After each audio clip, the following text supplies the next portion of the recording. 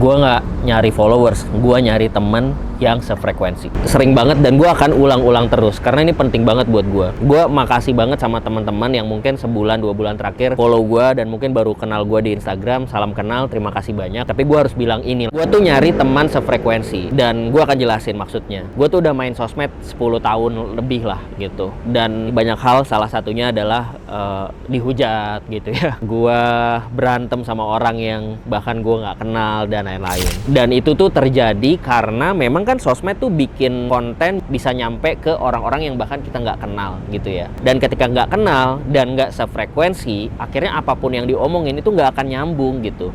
Ketika gue ngomong sesuatu, orang akan punya persepsi yang lain dan akhirnya jadi berantem, jadi kontraproduktif banget lah intinya. Dan nggak tenang buat gue sebagai content creator, gue nggak tenang gitu. Dan gue sebenarnya bikin konten buat diri gue sendiri dan buat bantu atau sharing sama orang lain yang sefrekuensi sama gue gitu. Nah, sefrekuensi ini nggak harus berarti lo harus selalu setuju sama gue gitu. Bahkan banyak banget teman-teman sefrekuensi nih yang kita temenan di Instagram itu nggak setuju. Jadi misalnya gue mengatakan sesuatu gitu, terus teman-teman nggak setuju, tapi cara nyampeinnya, cara ngomongnya, cara diskusinya tuh enak karena kita tahu kita nih di sini temenan. Kita bukan ada, wah lu content creator ini ada followers gitu. Itu hubungan yang gue nggak mau itu gitu. Ada yang di atas, ada yang di bawah tuh nggak enak banget lah. Dan siapa gue juga gitu. Kita sama-sama main sosmed aja gitu dan ketemuan dan temenan di sosmed. Kita teman sefrekuensi. Kalau gue share sesuatu lu setuju, ayo ngobrol. Kalau nggak setuju pun ya kita bisa tetap ngobrol gitu. Gue bahkan punya banyak teman-teman yang sebenarnya nggak follow-followan di Instagram tapi temen gitu. Jadi yang gue cari itu hingga kita bisa belajar bareng. Gue nge-share sesuatu, lu nge-share sesuatu, jalannya kayak gitu enak banget dah. Makanya again, gue nggak